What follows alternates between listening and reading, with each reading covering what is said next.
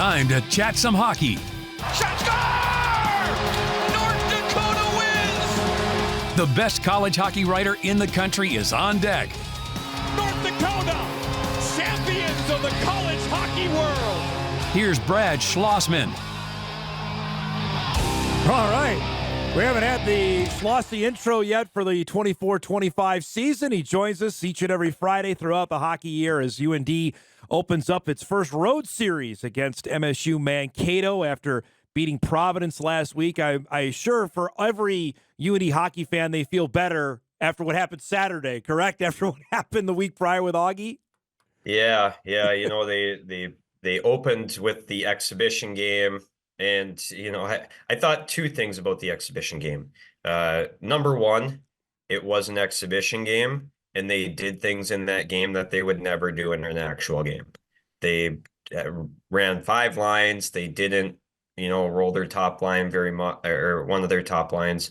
They played 4 defensive pairings. They didn't match a lot of D pairings against other. Like, there were a lot of things that it was like, well, yeah, they're not going to put their 8th D man out there against the top line. Like, that's not what, so, and number 2, they didn't play well. Like, they didn't look very good. Like, they didn't play hard enough. They didn't, a lot of the things you thought about the team didn't happen in that game. So they legitimately did not look very good, and they needed to play way better against Providence. And they did. And they actually looked very good against Providence and looked much like the team I kind of thought we would see this year, with a lot of depth. And they really hurt Providence with their depth. It sounded like Barry went pretty hard in practice last week. Is that accurate? Yeah, the first couple days, they had long days, work days at practice to, I think to try to get on track, because you're starting with Providence. Game 1 is against a top 15 team. Right. It matters in the pairwise at the end of the year.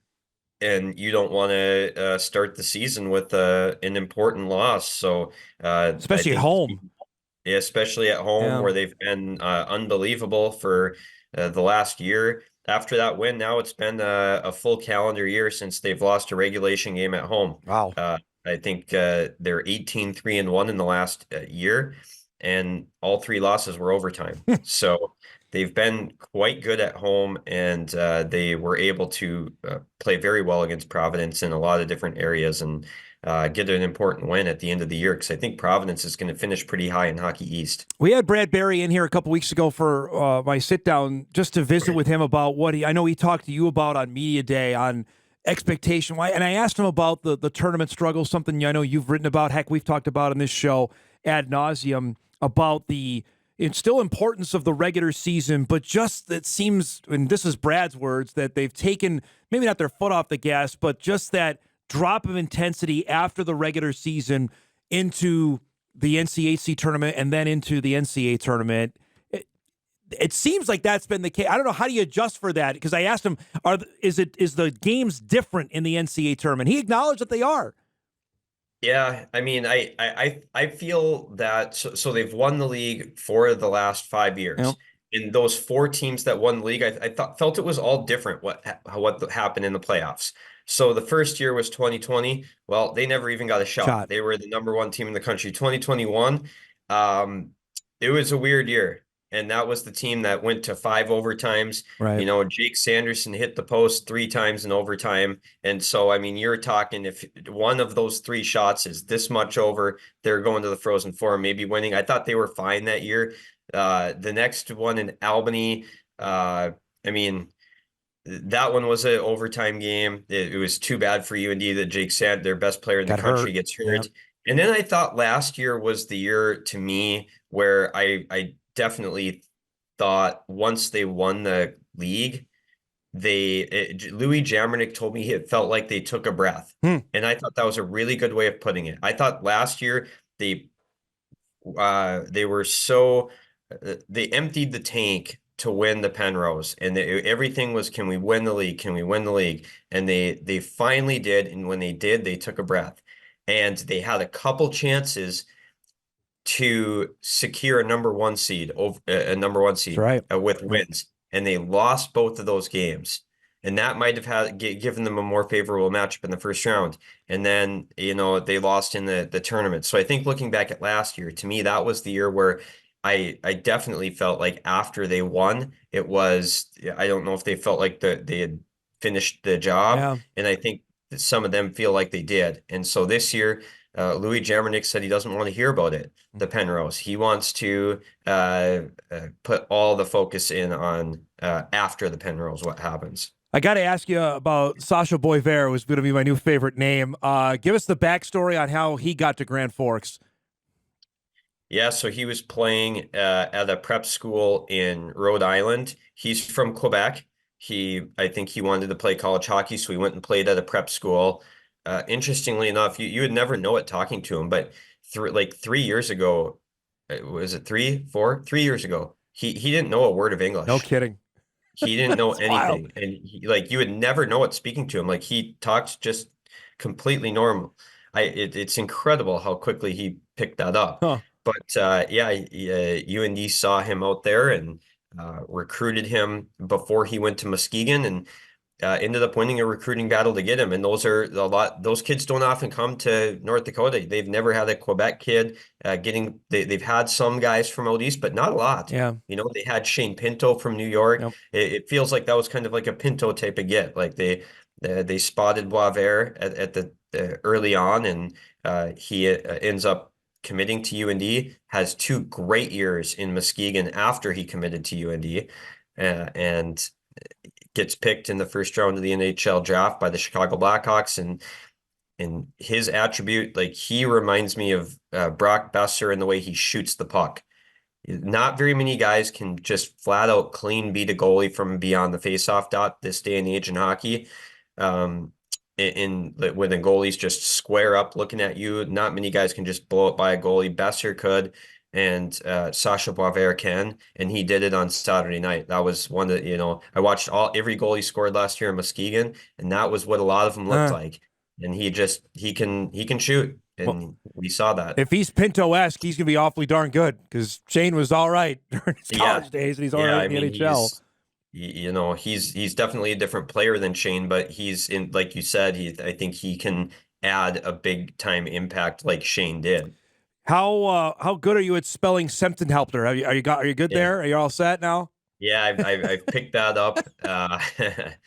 It took a little bit, but yeah, he's an interesting story for him too. He's had an interesting path to get to Grand Forks. He started at Northeastern. He came in with Devin Levi, and Devin Levi was the best goalie in the country, and we just didn't. He didn't know if he was going to play.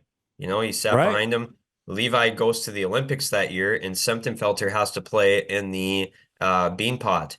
And he was unbelievable in the bean pot. I distinctly remember watching that, and I'm like, man, Northeastern has Levi and this guy? Like, this is unbelievable. Of course, a lot of people thought Levi was going to leave after the year. He didn't. So Semptimphelter thought, hey, this guy might be back 2 more years, 3 more years. I don't even know. So he transfers to Arizona State, plays there a couple of years, and now he's finishing his career at North Dakota. I asked Brad this as well. How much were the seeds planted for that game in Vegas when they played Arizona State? And he was great in that game. That if it ever came about, then the portal world is so weird, Brad, that if this guy's available, we should go get him. Well, I'm sure they were. I would guess it was more when he came available. They thought, oh, we've seen this guy before. Yeah. I think that's probably a few times maybe you have some guys who and maybe the same with Caleb McDonald. UND played Alaska last year. Caleb McDonald scored 2 goals in that game and was the best player on the ice for UAF. And so when he popped in the portal, I'm guessing they thought, oh, we remember this guy. I got to ask, because I've been following this, because you've been writing about it, about what the NCAA wants to do with major Canadian junior hockey. Where are we at, and how transformative could this be for the sport? Yeah, so the proposal has officially come through. They're going to vote on it, I believe, early next month, so a couple weeks here. And what it would do is make CHL players eligible for college hockey. What is the CHL for people who don't know? There are 3 major junior leagues in Canada: the OHL, the WHL, and the Quebec the Western Hockey League, Ontario Hockey League, and Quebec Maritimes Junior Hockey League. Those three make up the CHL. You play based on where you live. And the reason those players are ineligible, I think two things, because of a stipend that some of the players get. But Yep. I think the bigger deal, it has been that they consider it a pro league because some players who play in the league are on pro contracts. So if you sign with an NHL team and you don't make your NHL team at age 18 or 19, and you're from the major juniors, they can't send you to the minor leagues. They have to send you back to junior. So you have guys who get drafted, sign, and then go back to junior. Huh. And it doesn't count out as a year on their contract either if they play fewer than 9 games. So because they're pro players there, they have deemed that league as a pro league. And what the legislation is doing is basically aligning hockey with other sports where you can be an amateur playing against pros. Like you see it in golf, you see it in tennis, that you have amateurs that retain their, as long as they don't become professional. But so that's what it would do. And it would completely change the ecosystem of hockey, because now all of a sudden you're going to have CHL players coming to college. I think I looked and there were 1,400 kids that were playing in the CHL this year at one time here. So that's 1,500 kids that are going to be eligible. The player pool is going to be a lot bigger. That means there's going to be a lot more parity. You add to the player pool, parity becomes more prominent. And so that could be a huge change coming up in early November, and teams are going to have to adjust to this massive pool of players that are going to become available. And these are players that the schools could never recruit because they already were there, correct? Yeah. So the schools are going to be recruiting leagues and teams they've never been to. Wow. Holy cow. I'm guessing no UND assistant coach has ever gone to see the Medicine Hat Tigers play. And now they're going to be going to watch WHL games. They're going to have to get familiar with all these players who they maybe, forgot about when they, by the time they turned 15, they were signing. So they never even thought about maybe. So they're going to have to do some research, crash course on some of these players and figure out which ones they want to recruit. And this is the league, like Sidney Crosby played in the Quebec League before he got drafted. Like this is the kind of type of players we're talking about that were playing major juniors before they went onto the NHL. That's the kind, like, not all are Crosby level S, but they're awfully darn good to play in this league. Yeah, there's a lot of really high-end players in that league that just, I think a lot of the players want to play closer to home. Yeah. So if you want to stay college eligible, you have to do things that, like Macklin Celebrini, for example. He's a Canadian and he grew up in Vancouver. He had to go to Chicago at age, 16 or 15, 16 years old. He goes to Chicago for 2 years to stay eligible to go to college. Now Macklin Celebrini can stay home and play for the Vancouver Giants. So and there are kids like that who probably stay home. And those kids now are going to be eligible for college. The college hockey people that I've talked to, I always thought that the most challenging part in getting these kids to come to college, it was not actually getting them to come to college. It was getting them to stay eligible the 2 years before they went to college. And now all these kids are going to be eligible. So like, you could see a kid like Connor Bedard accelerating and coming to school. You could see Nathan McKinnon, Crosby. Crosby probably would have played at UND. From his days at Shattuck, why wouldn't he have, right? Yeah. Yeah, he actually came on a visit to UND, and that's where he was going to play at UND if he he went to college. So he came on a visit. Interesting side story. There were 2 guys on the visit that came together. UND did not end up getting Crosby, but they got the guy who came on the visit with him, and he ended up winning a Hobie Baker Award. It was Ryan Duncan. So all right. It turned out okay. It's okay too. From your sources around the sport, are they on board with this? I mean, this isn't just a little thing. This is a major deal. So the NCAA actually looked at this rule a year ago and kind of told the college hockey coaches, like, hey, they're re-examining rules. This one might be outdated. Like, if you guys want to get rid of this and open up the CHL, you guys can do it. Like, it's up to you guys. They went to their meeting in Florida. 2/3 of the coaches voted against it. They wanted to keep the current setup the way things are. About 1/3 of them supported it. But I think basically all of them understood that the changes this day and age are coming through the Yeah. court system, and that this could open up through the courts. Holy And cow. what happened a few months later? Someone sued to retain his eligibility despite playing 2 OHL preseason games. And soon after he sued, all of a sudden we have this emergency legislation that's proposed to address it. Kind of like the two-time transfer thing, right? Like Correct. that Yep. came through the courts. NIL came through the courts. So I don't think the majority of college hockey coaches wanted it, but I think they're at the point right now where they're like, well, it's happening, so we either adjust to it or we don't. And so I don't think they're complaining much about it. They're more trying to say, how are we going to adapt? And the NCAA is 0 for like 245 in these cases. Correct. So why would they, Correct. they know it's a loser anyway. So let's make it happen as it goes. So their choices right Right. now are either adjust the rule and open the CHL, or spend money, Yeah, they're not going to do that. fight a lawsuit, lose it, and then open up. Yeah. So I think the people on the council who are voting for it are going to say, well, we're going to lose this lawsuit anyway. Let's just take care of it. It's a very easy one. And also, they're bringing college hockey and skiing under the umbrella of all these other programs. So they're like, why is hockey different than all these other sports? So it's pretty easy change for them to make. But I don't know if they realize the dominoes that it's going to cause. They don't care, of course. Right. They're more just they need to get rid of the lawsuit. So, but it is going to, like you said, it is a monumental shift in the hockey world, and a lot of people are worried, from the junior leagues to the, so it'll be interesting. I will say they have some of the best nicknames in those leagues, though. I mean, you're going to be covering those now. That's all right. Yeah, I Man. know. You got That's some good what I'm ones. thinking. I'm gonna have to like brush up on these leagues. I've never looked at stats for or anything really. So I'm gonna have to completely change some of my. The Quebec Major Junior League has some great ones. I'm trying to. The Remparts is there. I know you Penticton, but that's in British Columbia. Like there's some really good ones out there. Oh, yeah. They've got some good unis too. Oh so. yeah. Before we go, I should ask about the opponent. What do we know about Mankato? What's Mavericks are picked high in their league, and they always play UND super tough in their barn.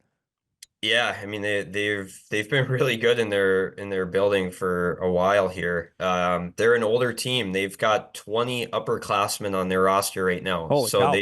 They're a veteran team. They've added some punch. Pitlick came over. Rhett Pitlick came over from Minnesota. He led the Gophers in scoring last year. Ends up transferring late to Minnesota State, so that's a big boost. I think they have a solid D-core. It's led by Evan Murr. He's a pretty dynamic player, but they've got a couple 6'7" defensemen on their back end. And then Alex Tracy in net. He won a Clark Cup for Sioux City in the USHL for Luke Strand, who is their new head coach. And UND has a couple of guys who are on that team, and Dylan James and Owen McLaughlin. So we've got a reunion of the Sioux City Clark Cup champion team this weekend. I got to ask before we let you go. Our poll question yesterday or a couple days ago was after Philip Gustafson scored a goal. What is harder to do in your mind, a goalie scoring a goal or throwing a perfect game? Because in the history of the NHL, scoring a goal by a goaltender has actually happened fewer times than throwing a perfect game in baseball. Yeah, that's a good question. I would say, for the first many years of the NHL, like goalies never shot. Like I don't know if they were if they had the sticks to be able to do it at the time, and send it down. So I feel historically, probably goalie scoring a goal is more rare. But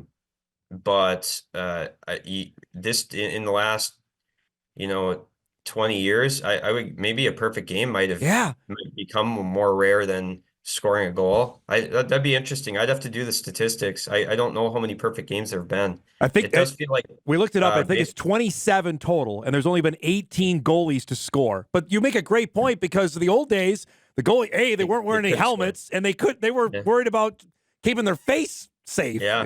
Here's a crazy stat though. I looked this up. I believe there have only been 4 college goalies that have ever shot the puck in the net. Wow. So there have been other goalie goals where they're credited as like the last guy that touches a puck. but like I think only like 4 guys have ever Holy shot cow. one. It's never happened at UND. A few years ago, Zach Driscoll, he had one that was going dead center for the net. I was like, oh my goodness, I'm going to see a goalie goal. It was headed, and it was, of course, it's late in the third. The ice is chipped up. Yep. It hit something and started turning and turning, and he missed it. And I'm like, oh my goodness, that was going in. So that's the closest it's been. I remember Zane McIntyre also shooting, and it looked like it was going dead center, and a kid picked it out of midair with his stick Oh. and dropped. Like he got it, but I've never seen it in person. It would be a sight to see We're if I do speaking at it. some We're point. speaking into existence. It'll Yeah, happen it would be a sometime here. very Right? easy game story for Right? me to write. Great to see you, bud. Have a great weekend, and we'll talk to you next week. Okay. Perfect. Thanks, Tom. Brad Schlossman covers everything UND hockey for the Grand Forks Herald. UND and Mankato. Their series begins tonight, 7 o'clock tonight, 6 o'clock tomorrow, down in southern Minnesota. We'll break. Got a couple emails to get to. Of course, we got NFL picks coming up as well to wrap up our show.